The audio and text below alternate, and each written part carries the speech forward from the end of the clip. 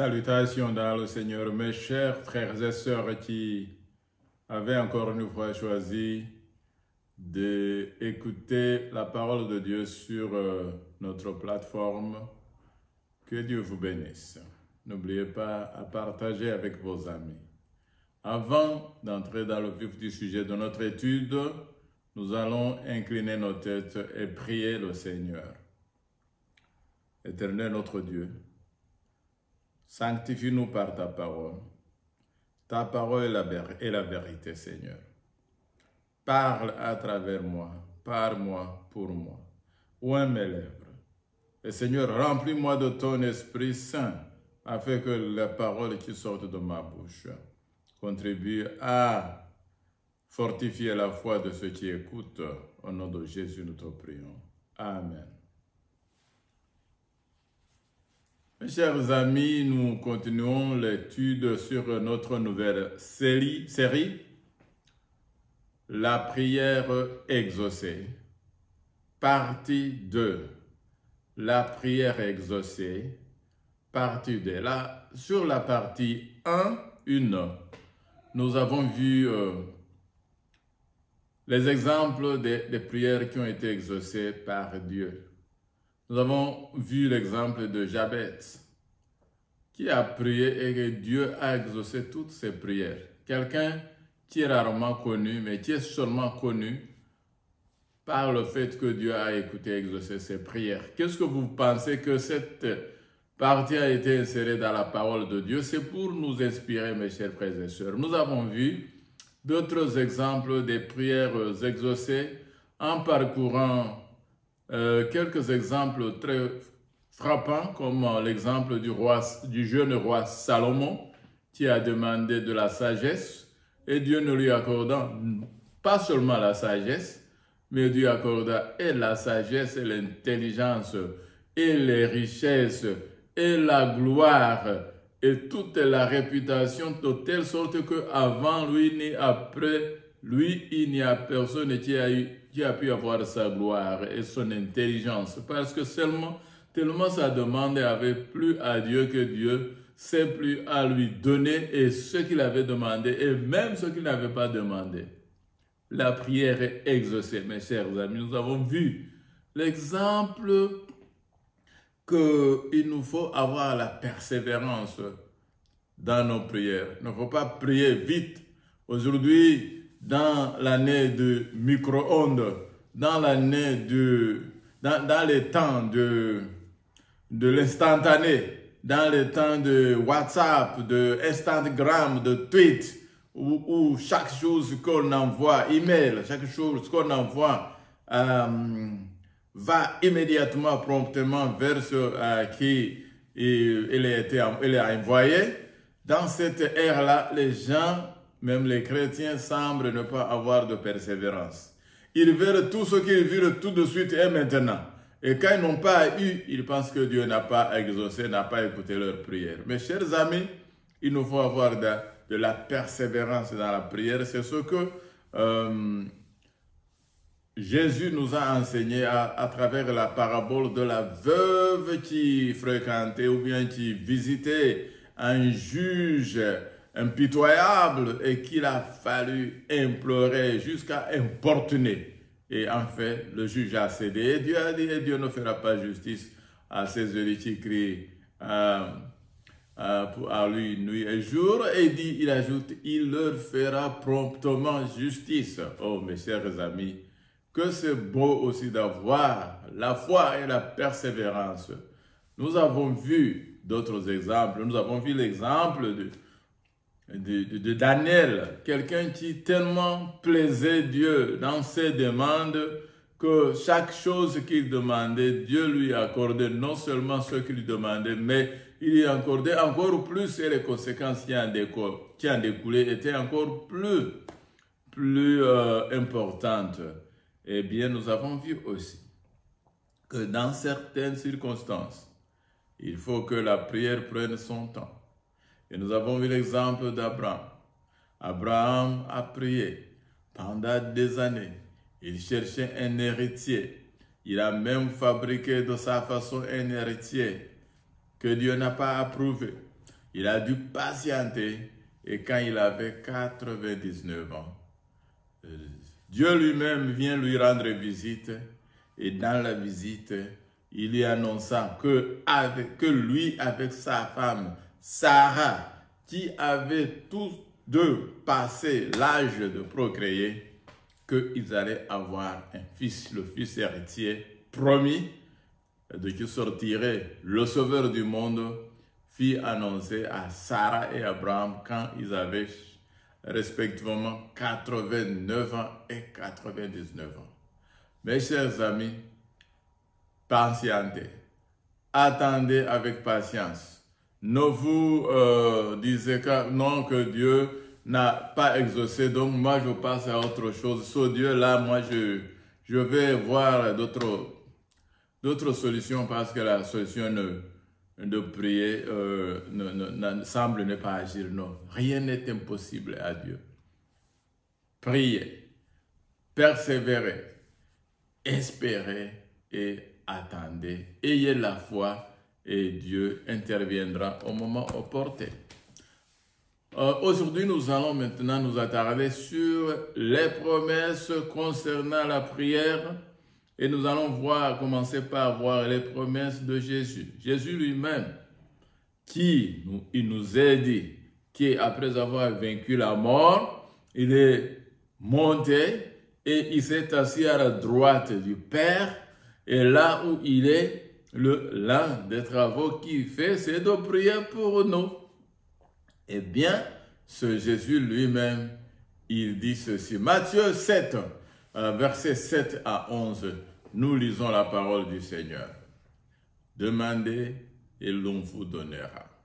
Cherchez et vous trouverez. Frappez et l'on vous ouvrira. Car quiconque demande reçoit, celui qui cherche trouve, et l'on ouvre à celui qui frappe. Lequel de vous donnera une pierre à son fils s'il demande du pain? Ou s'il demande un poisson, lui donnera-t-il un serpent? Si donc méchants comme vous l'êtes, vous savez donner de bonnes choses à vos enfants, à combien plus forte raison votre Père qui est dans les cieux donnera-t-il de bonnes choses à ceux qui les lui demandent? Amen. Ça, c'est Jésus qui a parlé. Et tellement il a insisté, et tellement il a mis les choses au clair, je ne sais pas pourquoi la plupart d'entre nous, croyants, qui nous disons croyants, chrétiens, nous doutons de la volonté, nous doutons de la capacité, nous doutons du pouvoir de Dieu d'exaucer nos prières. Et nous passons pour d'autres solutions. Il y a même ceux qui vont jusqu'à concerter les charlatans de ce monde. Il y a ceux qui vont jusqu'à chercher à payer, à acheter les bénédictions. Mais Dieu dit seulement, demandez, on vous donnera. Cherchez, vous trouverez. Frappez et l'on vous ouvrira. Et la certitude est donnée. Donnez jusqu'à ce que Jésus dit que vous là, vous aimez donner de bonnes choses à vos enfants. J'ai donné cet exemple la fois passée, que les parents aiment leurs enfants. Moi qui suis parent, vous qui m'écoutez qui êtes parents, vous savez de quoi je parle. Il n'y a aucune bonne chose que nous pouvons refuser à nos enfants si nous jugeons que cette bonne chose est bonne pour nos enfants. Mes chers amis, chers parents qui m'écoutez, nous allons bouger toute la terre, remuer tout ce qui peut être remué pour procurer de bonnes choses à nos enfants. Même si nous en sommes incapables, nous restons en regrettant que j'aurais dû envoyer mon fils étudier à Oxford, ou bien, je ne sais pas, à Harvard, ou bien, je ne sais pas, à quelle université encore, Cambridge, ou bien alors à Boston, je ne sais pas, à MIT, ou bien encore dans quelle université de Caire, je ne sais pas, du Japon, de la Chine, quelles sont les grandes universités, Makerere ou bien Logon du Ghana, je ne sais pas. J'aurais dû envoyer mon fils ou ma fille étudier telle part, mais je n'en ai pas les moyens. Et comme nous n'avons pas les moyens, nous ne pouvons rien. Certains même prennent le courage, je vais vendre tout ce que je possède, mais envoyer, procurer à mon fils une bonne éducation, une bonne alimentation. Nous voulons tellement donner de bonnes choses à nos enfants, et nos enfants, même quand quelquefois ils doutent, mais ils savent que tout ce qui est bon leur viendra. Même si quelquefois ils insistent, ils nous causent de la peine. Combien de parents ne se sont même pas rendus coupables jusqu'à aller en prison en essayant de donner de bonnes choses à leurs enfants, mes chers amis.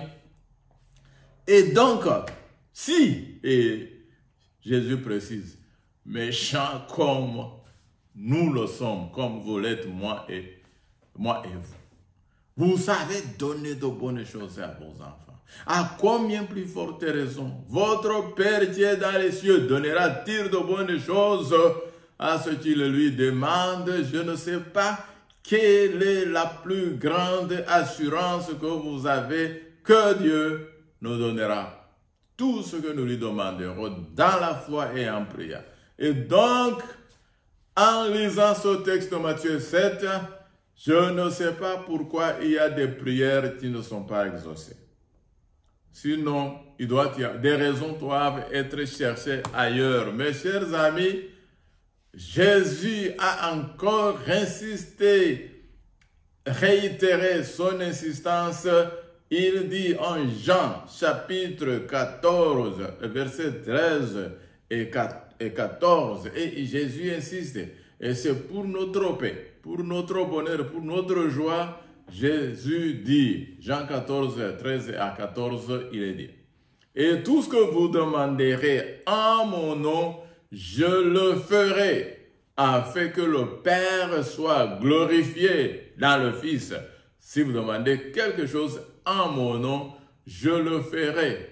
Et mes amis, je ne sais pas ce qui nous fait douter. Je ne sais pas pourquoi toi et moi, nous n'obtenons pas ce que nous avons désiré. Confie à l'Éternel, confie ton sol à l'Éternel, mais en lui ta confiance et il agira. D'ailleurs, le verset 4, je suis en train de répéter le verset de Psaume 37 que je vous recommande à lire le Psaume 37 si jamais vous désirez quelque chose et que ça ne vient pas. Allez lire Psaume 37. Fais de l'Éternel tes délices et il t'accordera tout ce que ton cœur désire. Est-ce que nous avons fait de l'Éternel nos délices?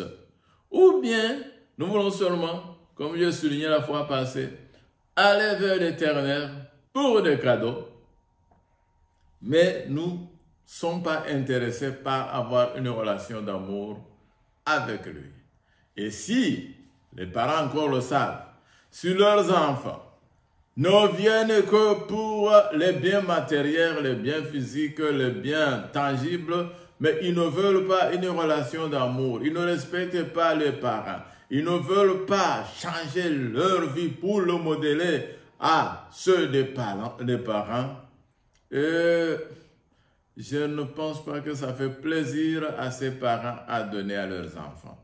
Donc, si nous faisons de l'Éternel nos délices, si nous nous réjouissons dans sa loi, si nous nous réjouissons à écouter sa parole, si nous nous réjouissons à le louer, à le glorifier, remarquez que Jésus souligne bien, je le ferai afin que le Père soit glorifié dans le Fils. Est-ce que ce que vous demandez, est-ce que ce que vous voulez atteindre est quelque chose qui va contribuer à glorifier le Père dans le Fils? Ou bien c'est quelque chose juste pour contribuer à vous glorifier vous-même? Tellement nous aimons la gloire. Nous sommes tellement orgueilleux que nous voulons peut-être quelque chose de Dieu pour juste montrer aux autres que nous sommes mieux que eux. Hein? Une femme qui veut avoir le plus beau pagne du quartier pour montrer à ses coépouses ou bien aux femmes du quartier que il n'y a pas personne qui est aussi belle et chic qu'elle.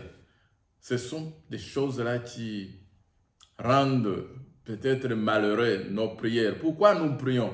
Pourquoi nous avons demandé la chose? Est-ce que c'est pour le bien des autres? Ou bien nos prières sont tellement égocentriques, centrées sur nous-mêmes, que même si nous allions recevoir ce que nous avons demandé, ça va être une des pires malédictions que nous aurions reçues.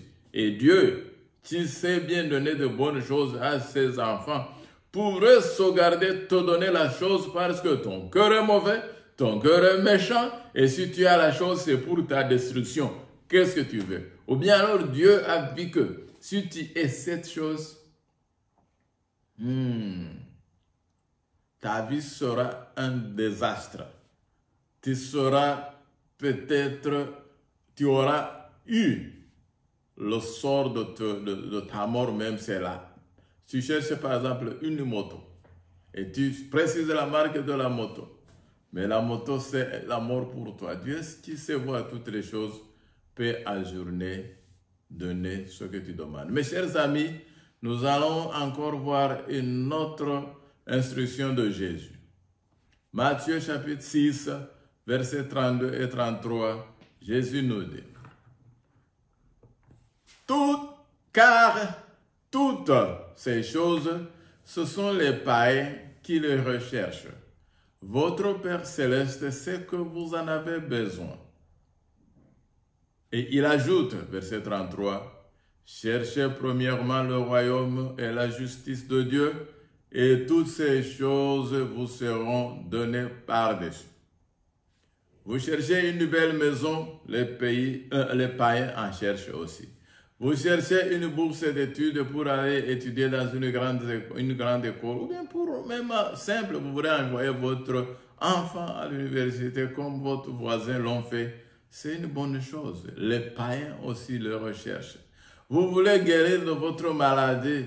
C'est très intéressant, c'est très important. Dieu veut que vous ayez ça. Mais les païens aussi le cherchent. Toutes ces choses que nous cherchons, mes chers amis, les païens aussi le cherchent. Mais il y a quelque chose que nous cherchons que les païens ne cherchent pas. Et notre recherche devrait se concentrer sur ce que nous pouvons, nous, croyants, chrétiens, chercher dans lequel les païens ne sont pas intéressés. Ça, c'est le royaume de Dieu et sa justice. Si nous concentrons notre besoin, notre grand besoin, c'est le royaume de Dieu. Notre grand besoin, c'est la justice. La vie, on nous a pas promis une vie éternelle sur cette terre. Et si on nous a pas promis une vie éternelle sur cette terre, il y aura des maladies. Certainement, les gens naîtront, les gens grandiront, les gens tomberont malades, les gens mourront. Je ne dis pas que Dieu ne guérit pas les maladies. Mais il y aura toujours une occasion qui viendra apporter notre vie. Malheureusement, c'est ça. Mais si nous avons le royaume de Dieu et sa justice, nous avons non seulement la vie sur cette terre, mais nous avons sécurisé la vie éternelle. Donc même au-delà, même si la mort vient nous emporte, il y a de l'espoir certain que Dieu va nous donner la vie éternelle. Et ça glorifie Dieu, le Père, dans le Fils. Voilà pourquoi il y a tellement de choses que nous désirons sur cette terre que même les païens désirent. Et Dieu sait que nous avons besoin de ces choses. Mais Dieu veut nous procurer plus ce que les païens ne peuvent pas désirer parce que ça ne peut pas atteindre leur cœur. C'est le royaume de Dieu, c'est la justice de Dieu, c'est qui nous donne justement accès au royaume de Dieu. Et si nous avons le royaume de Dieu, nous aurons plus que nous voulons et dans cette vie, mais bien plus dans la vie de l'au-delà, mes chers amis. Nous allons clôturer notre réflexion sur les promesses de Dieu pendant l'adversité. Parce que de temps à autre, malheureusement, sur cette terre, nous devrons traverser les moments difficiles. Les moments difficiles s'invitent dans notre vie, s'invitent dans notre agenda. Ce n'est pas que nous en avons besoin, mais malheureusement, nous ne pouvons pas non plus nous en passer. On dirait que c'est un paquet. Dès que vous venez sur cette terre, vous naissez déjà avec les prières, avec un cri, un cri de pleurs. Et cette vie, on ne nous a pas promis qu'il n'y aura que du bien. Mais Dieu nous promet, même dans l'adversité, il dit dans Jérémie chapitre 33, verset 3, Jérémie chapitre 33, verset 3, « Invoque-moi et je te répondrai. Je t'annoncerai des grandes choses, des choses cachées que tu ne connais pas. » Il semble qu'il y a des choses que nous ne connaissons pas, et c'est certain. Et quand nous cherchons quelque chose, quand nous cherchons un bien, la santé, nous cherchons un mari, une épouse ou bien un époux, ce qui est très bien. Mais il y a des choses cachées que nous ne connaissons pas. Et Dieu dit, invoque-moi et je te répondrai. Dans la diversité, quand il y a la guerre, quand il y a la famine, quand il y a la maladie, quand il y a la mort, qu'est-ce que nous pouvons conclure? Que Dieu nous a abandonnés? Dieu dit, invoque-moi et je te répondrai et je t'annoncerai des grandes choses, des choses cachées que tu ne connais pas. Mes chers amis, même dans la diversité, même quand les choses ont mal tourné, même quand les choses ne sont pas déroulées telles que nous avions espéré ou souhaité, Dieu dit, invoque-moi et je te répondrai. Nous allons encore lire Jérémie 29, versets 1 à 13. C'est aussi un texte très connu. Jérémie 29, versets 11 à 13, nous lisons. « Car je connais les projets que j'ai formés sur vous, dit l'Éternel, projets de paix et non de malheur, afin de vous donner un avenir et de l'espérance. Vous m'invoquerez et vous partirez, vous me prierez et je vous exaucerai. Vous me chercherez et vous me trouverez si vous me cherchez de tout votre cœur. » C'était une promesse dans la période de la diversité.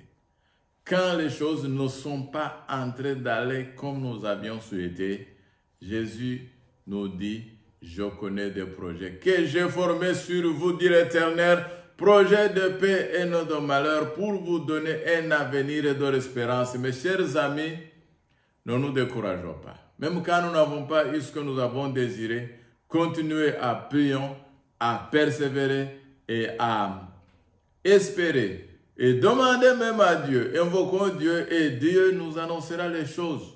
Dieu nous dira pourquoi ça n'a pas marché comme nous l'avions souhaité. Mais Dieu dit, vous me prierez et je vous exaucerai. C'est Dieu qui dit, mais il ajoute, vous me trouverez.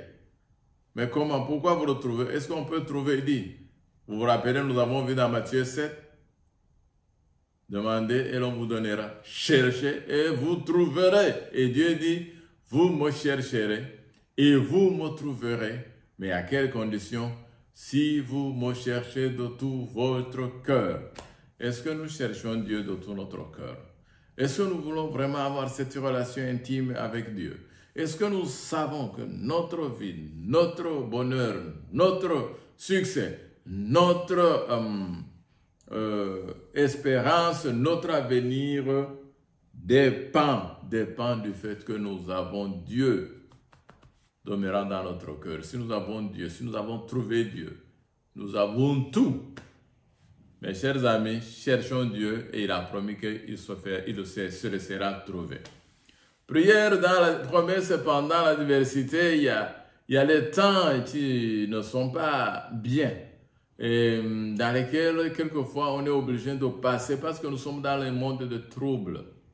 Nous allons lire et nous allons arrêter par ici parce que nous allons continuer la fois prochaine avec une autre partie de cette série, mais nous allons clôturer en Jérémie chapitre 45, versets 2 à 5. Jérémie chapitre 45, versets 2 à 5. Ainsi parle l'Éternel. le Dieu d'Israël, sur toi, Baruch. Tu dis, malheur à moi, car l'Éternel ajoute le chagrin à ma douleur. Je m'épuise en soupirant, et je ne trouve point de repos. Dis-lui, ainsi parle l'Éternel, voici ce que j'ai bâti, je le détruirai. Ce que j'ai planté, je l'arracherai, savoir tout le pays. Et toi, rechercherais-tu de grandes choses? Ne les recherchez pas, car voici, je vais faire venir le malheur sur toutes chairs, dit l'Éternel, et je te donnerai ta vie pour butin dans tous les lieux où tu iras. Ici, nous parlons de Baruch. Si vous avez lu les livres de Jérémie, du prophète Jérémie, vous savez que Jérémie avait un secrétaire. Et le secrétaire de Jérémie, il s'appelait Baruch. Et c'était quelqu'un qui avait été très fidèle et loyal à Jérémie. Il transcrivait aussi fidèlement que possible tout ce que Jérémie lui dictait. Jérémie lui le dictait et le scribe, le secrétaire Baruch transcrivait.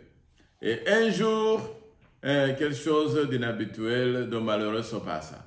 Un jour, Jérémie donna le rouleau de tout ce qu'il avait écrit, qui était bien sûr transcrit par Baruch, et lui dit, va-t'en, va à la maison du roi et donne ce livre à tel, afin que le roi, on lise pour le roi le livre et les prophéties et les malheurs que j'ai prononcés pour ce pays. Et Baruch partit et présentant le rouleau, le livre. Mais quand on lit le livre devant le roi, le livre prit tout le livre. Chaque page que l'on finissait, le roi mettait dans le feu. C'était dans l'hiver et le roi était en train de se chauffer sur le feu. Chaque page, on lisait, le roi mettait dans le feu. Jusqu'à finir tout le livre dans les flammes. Tout ce que Baruch avait transcrit de la bouche de Jérémie est parti comme ça en fumée dans les flammes. Et maintenant, vous comprenez le contexte dans lequel Jérémie s'adresse à Baruch de la part du Seigneur, ainsi par l'Éternel, le Dieu d'Israël. Sur toi, Baruch, tu dis malheur à moi. Tellement il avait de chagrin. Il dit qu'à l'Éternel ajoute le chagrin à ma douleur. Il avait déjà de douleur. Être prophète, être scribe de Jérémie, c'était déjà mal vu. C'était mal considéré. Jérémie était persécuté partout où il allait. Eh bien, était aussi Baruch. Baruch ne pouvait pas facilement apparaître dans le public. Ils sont cachés la plupart du temps parce qu'on savait que celui qui transcrivait les paroles de Jérémie et on en voulait à la vie de Jérémie. Donc c'est normal que Baruch se sentait vraiment épuisé même. Et Dieu dit, dis-lui, ainsi parle l'Éternel, voici ce que j'ai bâti, je le détruirai. Ce que j'ai planté, je l'arracherai, savoir tout le pays. Tu ne peux pas aimer le pays d'Israël plus que Dieu qui a amené le peuple d'Israël depuis l'Égypte pour l'amener en Canaan et qui a vraiment fait de bonnes choses, qui a chassé les Amoréens, les Philistins, tous les ennemis pour faire habiter en Canaan son peuple. Et malheureusement, le peuple s'est tellement rebellé contre Dieu que on ne peut plus rien faire. Le peuple doit être tué, être déporté et tout le pays doit être anéanti. Eh bien, Dieu lui dit, ben, pourquoi tu te fâches? Même mon pays là que j'aime tellement, je vais le détruire, je vais l'arracher, je vais le qu'est-ce que tu veux? Et toi maintenant, tu cherches des grandes choses. Tu cherches des honneurs. Il n'y a pas des honneurs. Tu pensais que quand tu iras chez le roi, quand tu vas présenter les prophéties que tu as écrites, le roi va lire et dire, oh, amenez cet homme, je vais le féliciter, on va lui donner peut-être une belle maison dans le quartier le plus riche de la ville, on va peut-être lui donner un champ, on va peut-être lui marier une des filles des rois. Vous savez que les filles des rois étaient toujours convoitées par les jeunes. Il dit, qu'est-ce que tu cherches? Tu cherches des grandes choses, il n'y en a pas. Ne les cherchez même pas. Mes chers amis, si vous êtes là en train de chercher des grandes choses, si vous êtes là en train de chercher les honneurs, sachez qu'il arrive des temps où ce n'est pas le temps de chercher les honneurs, où ce n'est pas le temps de chercher le bonheur, parce qu'il n'y en a pas. Tout le pays va être détruit. Où est-ce que tu vas trouver le bonheur? Mais Dieu lui dit, je te donnerai ta vie pour butin. Dans tous les lieux où tu iras, partout où tu iras. Vous rappelez-vous, ça a été aussi dit à Jérémie, quand Nebuchadnezzar, après il avait pris Jérusalem, quand Jérusalem était brûlée, détruite, on a amené Jérémie au commandant. Je suis sûr que Jérémie était avec son secrétaire. On les a amenés au commandant de l'armée babylonienne, qui a dit à Jérémie, où est-ce que tu veux aller? Tu as tout le pays devant toi. Si tu veux demeurer dans le pays, tu seras protégé. Si tu vas aller à Babylone, là aussi tu seras protégé. Eh bien, c'est la même chose aussi qui était le sort de Baruch. Et Dieu dit, je te donnerai ta vie pour butin. Mais ne cherche pas de grandes choses. Ne cherche pas les honneurs. Ne cherche pas de grandes maisons, de grandes limousines, des Lamborghini, de quoi là, de jets privés. Pourquoi tu cherches ces choses? Ça va être détruit. Des grands immeubles, tu cherches une gratte-ciel. Pourquoi? Bientôt ça va s'écrouler, tous ces gratte-ciel là que vous voyez. Ça va tomber en poussière et il n'y aura plus rien qui va rester. Ici, je transpose ce que Dieu disait à Jérémie. Je ne suis pas en train de dire qu'il ne faut pas avoir une gratte-ciel. Si vous avez la possibilité, bâtissez et invitez-moi à vous visiter. Mais je vous rends une chose, je vous rends le témoignage, comme la prophétie le dit. Et si la prophétie est claire, c'est certainement que ça arrivera. Dieu dit, ne cherche pas des grandes choses, mais je te donnerai ta vie pour butin. Mes chers amis, je ne sais pas ce que vous êtes en train de chercher pour le moment, mais Jésus nous recommande de chercher quelque chose d'indestructible, chercher le royaume de Dieu et sa justice, cherchez ces choses premièrement. Si vous avez le royaume de Dieu et sa justice, vous avez trouvé quelque chose d'indestructible. Sinon, les autres choses, la santé que nous cherchons pour nos membres, notre corps, la femme ou bien l'épouse ou l'époux que nous cherchons pour notre bonheur, la maison que nous voulons construire pour y vivre, tout ce que nous cherchons dans ce monde est destructible. La seule chose indestructible, c'est le royaume de Dieu et sa justice. Et cherchez premièrement ces choses. Mes chers amis, j'espère que vous avez compris que Dieu est plein de richesses. Dans sa main regorge de richesses, de bonnes choses qu'il se plaît à donner à ses enfants qui lui en demandent. Il ne nous privera d'aucune bonne chose. Mais il nous recommande de commencer par les ABC. Vous avez d'abord besoin le royaume de Dieu. Si vous avez le royaume de Dieu, si vous avez sa justice, si vous avez une bonne relation avec Dieu, autrement dit, ne cherchez pas les dons, mais cherchez le donateur. Parce que si vous êtes en relation avec le donateur, vous avez tout. Mais si il vous donne les dons, mais que vous n'avez pas le donateur, tout ce que vous avez, c'est destructible. Et un jour, ça sera anéanti. Et vous-même, vous serez anéanti. Et vous allez retourner au néant. Pourquoi vous avez amassé toutes ces choses si vous ne pouvez pas vous en jouir?